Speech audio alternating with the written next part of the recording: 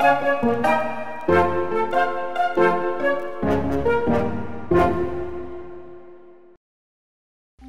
going to talk about preserved dinosaur tissues with an expert in the field. This is Genesis Week.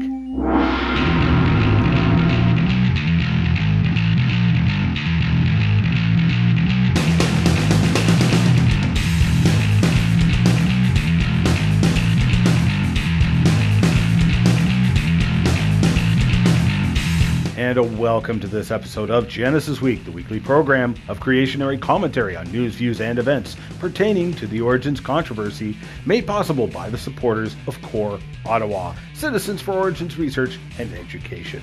Excellence in pirate broadcasting. We hacked into the television satellite system from my brother's basement so we could continue to bring you the information the anti-creationists don't want you to see or hear, and giving glory to our creator while doing it. Remember, you can find us in cyberspace by punching in Wazooloo.com, that's me, or GenesisWeek.com, that's the show, which will take you to our YouTube channel where you can subscribe and get fancy extras like Crevo rants and full interviews with our guests. I'm your host, Ian Juby. Multiple times on this show, we have discussed the astonishing repeated discoveries of soft tissues still preserved in the fossil record, with a particular fascination for dinosaur tissues and even blood still preserved in fossil dinosaur bones. Now, last year, two researchers from the Creation Research Society published a paper detailing the finding of more soft dinosaur tissues preserved in a Triceratops horn. One of those researchers was Mark Armitage. Mark studied biology at the University of Florida. He holds a master's degree in biology with emphasis on electron microscopy from the ICR Graduate School. All his biological training is going to prove important for the subject at hand today. He is currently a doctoral candidate at Liberty University in the School of Education. He served as adjunct professor of biology at Master's College for 3 years and adjunct professor of biology and electron microscopy at Azusa Pacific University for 4 years. Mark's micrographs have appeared on the covers of 11 scientific journals, and he has published over 30 technical papers on microscopic phenomena in such journals as American Laboratory, Southern California Academy of Sciences Bulletin, Parasitology Research, Microscopy, and Microanalysis. He is a lifetime member of the Creation Research Society and is past president for the Southern California Society for Microscopy and Microanalysis, currently serving as treasurer. He joins me now via Skype, and I have wanted to have you on the show for quite some time, so welcome to the show, Mark.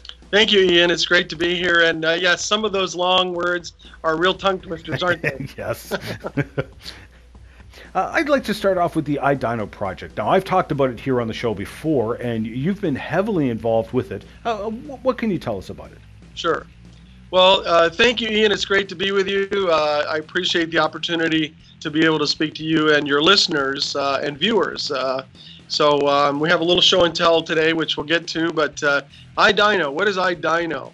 I Dino is an acronym that we came up with because we wanted something catchy that people could remember, but it does have a meaning. It stands for Investigation of Dinosaur Intact Natural Osteotissue, meaning we're studying dinosaur remains, mostly their bones, and we're looking for intact, natural, in other words, pre-existing, original osteotissue or bone tissue. And because bones are interesting organs in your body. They are organs.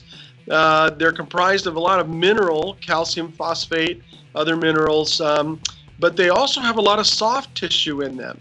And there is a particular very interesting part of the soft tissue called an osteocyte, which is a bone cell. And they come in several different flavors. We can maybe discuss a little bit of that. But osteocytes are very characteristic cells.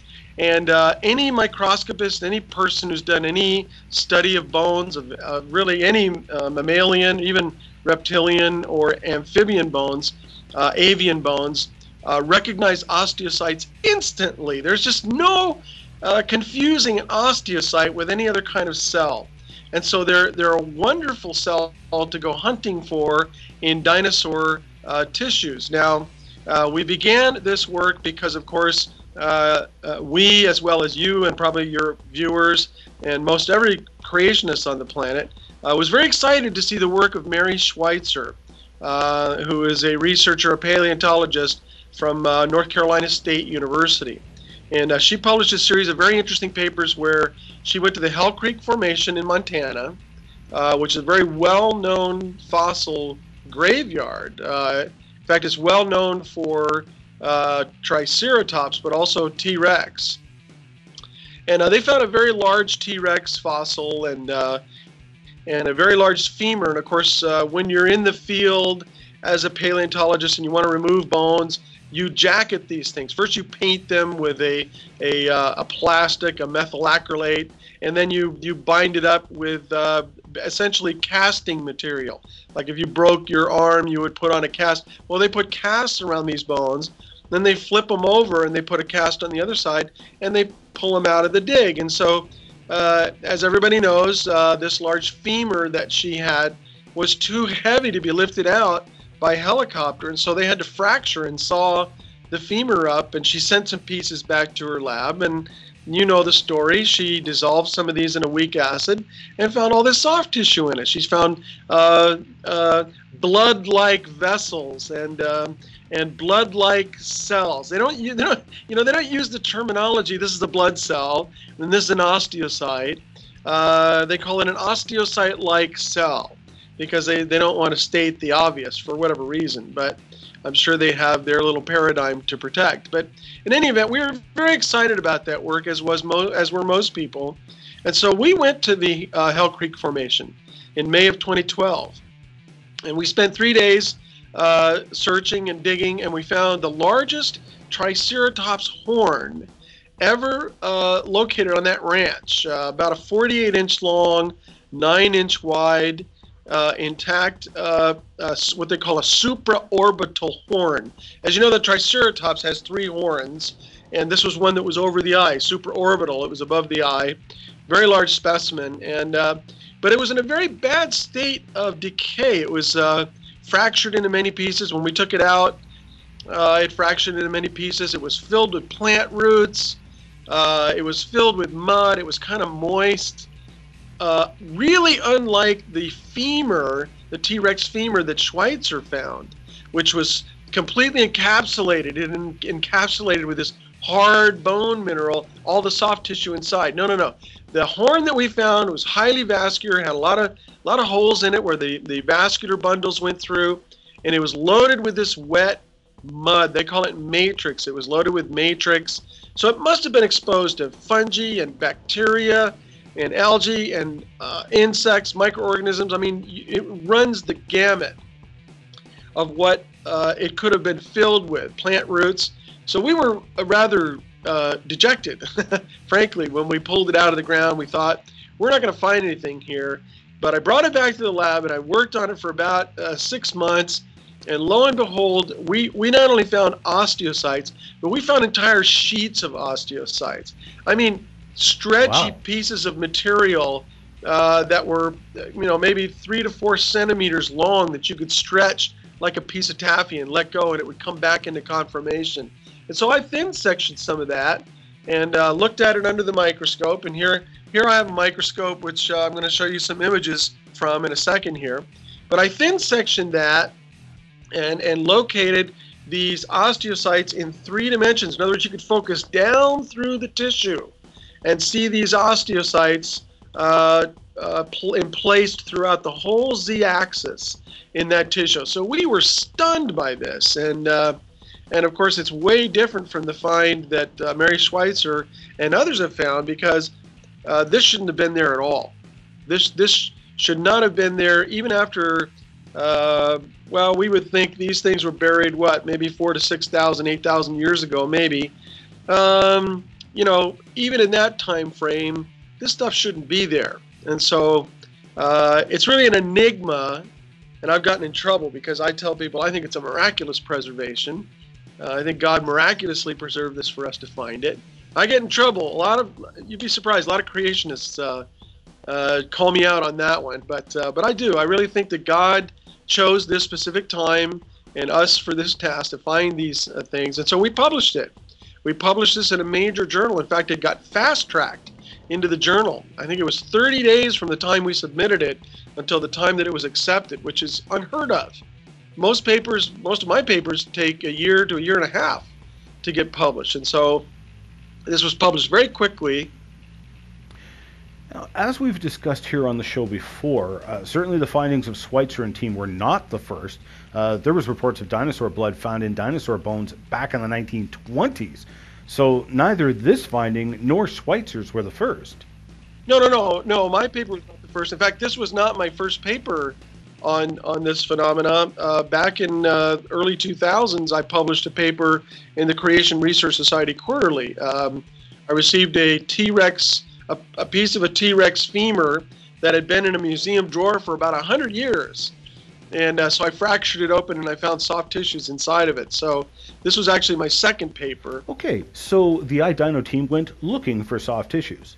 Well, yes. In the horn and also in ribs, we found Triceratops ribs.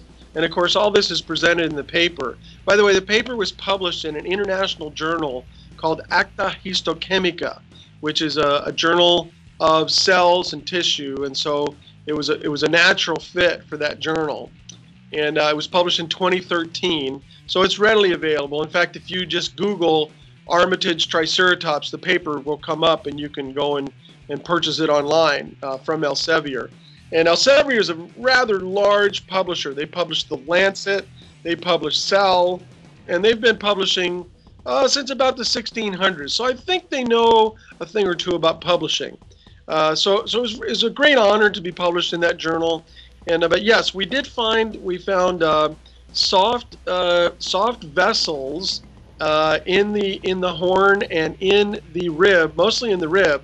It appeared that most of the vessels were permineralized or fossilized inside the horn.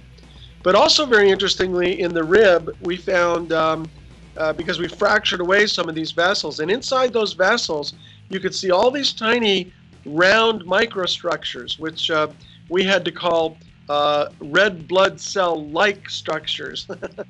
We couldn't just come right out and say these are red blood cells, but they're obviously packed inside the vessel. The vessel's soft and pliable, and you've got all these round structures in there. I mean, come on, and any common sense person would say that looks like blood, and those look like blood vessels. Before they get hardened, these osteocytes are really cool little cells. They actually they come from blood cells. They descend from the white cell line, and they differentiate into what we call osteoblasts and osteoclasts, and then osteocytes. So there's three different types. The osteoblasts, of course, are building cells. So they're busy building bone. And so what they'll do is they'll all line up in the same direction.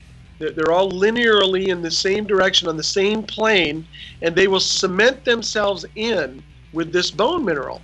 But at the same time, they build little tunnels between cells. They're called canaliculi.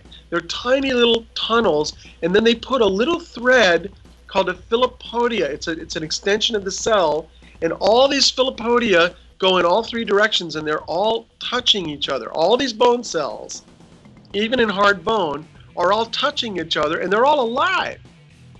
And so what they're doing as you're walking or running or stretching or exercising, they're measuring the mechanical stress in your bones as you're doing these things. And so they will decide which area of the bones need to be deconstructed and repaired, and others can stay the way they are. And so osteoblasts build the bone mineral, osteoclasts dissolve the bone mineral, and those populations have to stay equal throughout your lifetime. Now, what happens when you get osteoporosis? Well, the osteoblasts die off. And so the ones that are building bone cell die off, and the osteoclasts are busy deconstructing bone. And so you get big voids inside your bone that are not repaired because the osteoblasts are dying off.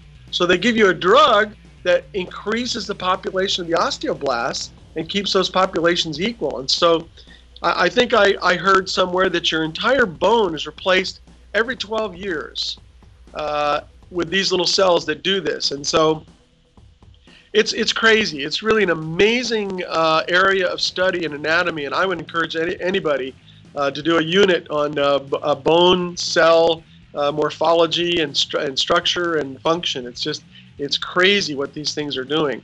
But as I say, these osteocytes are characteristic. You recognize them instantly. And so when you're dealing with a dinosaur bone and you find osteocytes in it, and I'm going to show you some here on this screen here. I think you can see on this screen here, these are bone cells. That's an osteocyte right there from a dinosaur cell, and it's on this microscope. That's one single cell which we've isolated out. These cells are so characteristic that to claim that your bone is contaminated with something from the environment is ridiculous. That's a major point. It's a huge point, because the contamination claim is, well, you know, there's osteocytes from some other more recent organism sequestered inside that bone. So you're asking me to believe that a bird or something died next to this fossil Triceratops horn, and that the bird somehow broke a wing as it was crashing into the ground and dying, and the osteocytes had the presence of mind to crawl out of the bird bone and hunt around and find a Triceratops horn and crawl deeply into the Triceratops horn and take up residence in the proper conformation. Remember, these things are all aligned in perfect XY space. So they're all pointed in the same direction and all on the same plane. So it's ludicrous to make the contamination claim. And not only that, we're seeing inside the bone cells nucleus-like structures. Now remember, we can't call them nuclei. We have to call them nuclear-like structures, right? But here you're expecting the biofilm to not only find the proper place where the osteocyte is, replicate it in its entirety, including the internal organelles. I mean, it's ridiculous to assume this. And so the biofilm theory has gone by the boards. In fact, Mary Schweitzer did an excellent series of experiments whereby she actually found in the nucleus-like structure, she found histones, which are the packaging proteins that package up DNA. As you know, DNA can be strung out into long, thin strings, which it's deconstructed that way in order to copy it, right? In order to copy DNA into messenger RNA, it has to be unwound. But the winding up is done by these proteins called histones that wind and super wind and triple wind and quadruple wind until we get these chromosomes, what we recognize as chromosomes. And so she found actual dinosaur histones inside the nucleus-like structures in this wonderful series of experiments. So I think we've all agreed now that this is real dinosaur tissue.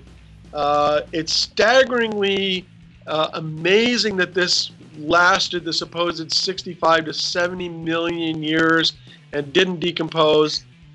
And now she's published a recent paper which says, well, it was the blood. It was the blood that somehow preserved it. And again, it's like a 10th grade science project to publish a paper like that. That's just too fantastic. You put together a DVD on the research and put a video on YouTube as well. Please tell us about the DVD. Sure, absolutely. The I Dino DVD has a lot of photos of the dig. It has a total description of the dig. It describes our laboratory. It gives an overview of the kind of instrumentation that we use in our laboratory. For example, a lot of people are not familiar with the different type of light microscopes. So we talk about light microscopes, dissecting and compound. We talk about the scanning electron microscope. We talk about the transmission electron microscope. And we give a basic understanding of how these things operate, because it's pretty technical. So we try to explain it in a way that's easy for the average person on the street to understand. And then we talk about how the tissues get processed, how they get put into the microscopes, how the images are taken. And then there's video of all the different types of microscopy that we do. You can see the stretchiness, you can see the osteocytes. We actually focus through a very deep section of tissue. And we'll start out on the top surface, and we focus all the way through and all the way back up. So you can see all these osteocytes placed in this thick tissue that we found. And what else? I guess, oh, it shows my laboratory at California State University Northridge, all of the microscopes and equipment that we use there. So it's a fairly comprehensive treatise on what did we find, where did we find it, how did we process it, what the results were, and the equipment that we used it in, the laboratories that we used it in. It's an hour long. It's $25. People can email me, and I can email them the information about it, and you know, we mail it right out for people who order it. But it's very high quality. It's got video shot through the microscope, and they can see that stretchy stuff. There's 2 or 3 places on the DVD where I show the stretchiness of these tissues.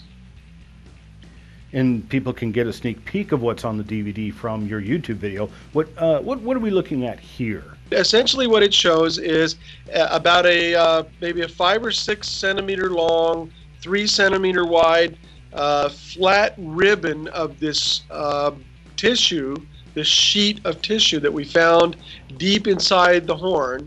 And I grab it with 2 very fine needle forceps, and I stretch it. And I stretch it in 2 different axes. And as I let go, you can see it come back to its original conformation. So just like a piece of taffy, you would stretch that. I stretched it out and let it go, and it came back to its original form. Now, apparently you're working on a children's book related to this as well. Yes, we are working on a children's book. It's going to be illustrated. It's for children ages maybe 7 and up, maybe to age 99. I don't know. I still feel like a child. But it's called, well, it uses an osteocyte we called Old Stretchy. And so Old Stretchy is an illustrated bone cell who tells the story of the Triceratops horn throughout the book. It's going to be in color, hardcover, fully illustrated, and a lot of pictures too of the actual work that we've done. So we're looking forward to publishing that. And if people want to email me, I can send them a pre-publication order form, and they can get a special price if they order it before we publish it. So if you want to post that, we can do that. Well, Mark, this has been absolutely fascinating. Thank you so much for coming on the show. I know the viewers will really appreciate this. So from them and myself, thank you. My pleasure. Thank you, and we'll do it again when you're ready. You can contact Mark for more information about his book and the I Dino Project DVD via email, micromark@juno.com. Now, research does cost a tremendous amount of money, but you can see the fruit research bears. And I can testify that Creation Research Society is very prudent with their funds and has accomplished an awful lot with extremely little. I know they would appreciate your financial support for the I Dino Project, as well as many other research projects they fund, and you can support them at creationresearch.org. This interview was edited for television, but you can catch the entire fascinating interview on our YouTube channel. Just head on over to genesisweek.com and you can find it there. Stick around. We'll be back in 1 minute. Not again! To the horror of both fans and enemies, Ian Juby is back with more ranting goodness. Okay, Jacques. You first. Just when you thought his meds had kicked in, Ian goes off on a tangent about what killed the dinosaurs. The origin of life, defining evolution, and yes, even sex. It wasn't enough for an R rating, but nowadays, what is? Volume 4 of his ever-popular and ever-hated Kurivo Rants has 8 new short, fast, funny, and hard-hitting episodes. You can get your copy on the soon-to-be-extinct DVD for $15 plus shipping and handling, or purchase the instant digital download of all 8 tracks for just $8. Or you can buy all 4 volumes of his world-infamous rants for the price of 3. Order your copies today and have a party with, like, popcorn and stuff.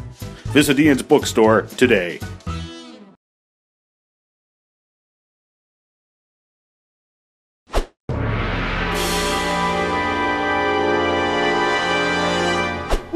Mail for me? Ah!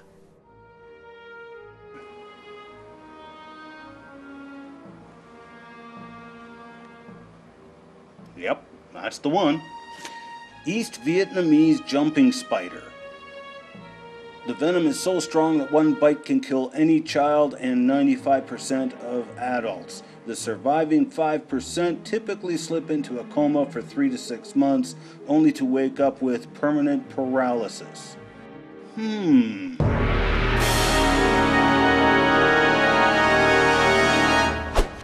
Had a couple of tweets in response to my response to the NIHAM debate. Natas Chaos tweeted, "So this is what it sounds like when one person who doesn't know science tries to cover for another. Yikes." Yeah, there was a lot of people who didn't know anything about science trying to cover for Bill Nye's mistakes, and really not hitting the mark. Then there was those who didn't even lift a finger to help, showing that they knew even less about the science than Bill did, seeing as how their only response was to hurl vague mocking. Vincenzo Russo also tweeted, "Ha! I am laughing my head out. Nicely done. Thanks, Ian." Well, thanks. I'm glad you enjoyed it. Christian Firefighter wrote in on YouTube, "Mr. Juby, I anxiously awaited your reply to the Ham-Nye debate. You did not disappoint. Excellent." James K. Guy also wrote in on YouTube, "Hi Ian, love your videos. Every now and then I find something I disagree with. I hope you don't mind my taking the time to point something out in that regard. I've heard before that the claim that Noah was warning people of the flood, and this was their chance to board the ark. But there really isn't any scriptural basis for saying this." Thanks for writing in. Actually, the reference for Noah preaching to those before the flood comes from 1 Peter 3:19 and 20, where it is speaking about Jesus preaching by the Holy Ghost to spirits now in prison. Who were those spirits? The ones who were disobedient while the ark was being built, and God patiently waited. So in other words, Jesus was preaching to the people by the Holy Ghost through Noah, to the people before the flood, who were then condemned by that flood. With only a few, that is, 8 souls, were saved. Well, I gotta call that a wrap. Thanks for watching Genesis Week. I know there's a lot of competition out there for your viewership, and we're grateful you chose to watch Genesis Week. Remember, you can send in your comments, questions, hate mail, and Easter presents to us in a number of ways.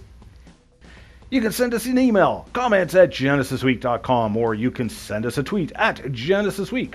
Or you can go to genesisweek.com, which is our YouTube channel. Find the most recent show and post a comment there. Or you can leave a comment on our Facebook page at facebook.com/GenesisWeekTV. Remember those words of warning from our Creator, the Lord Jesus Christ, who said, "I am the way, the truth, and the life. No man comes to the Father except through me." We'll see you next week. We are a viewer-supported program and need your support to keep this program on the air. Please pray for us, and if you wish to financially support the program, Canadians can make a tax-deductible donation to Core Ottawa, Canada North Post Office Box 72075, Ottawa, Ontario, K2K 2P4. While we cannot offer tax-deductible receipts outside of Canada, donors wishing to financially support the program can do so online at ianjuby.org/donations, and thank you for your support.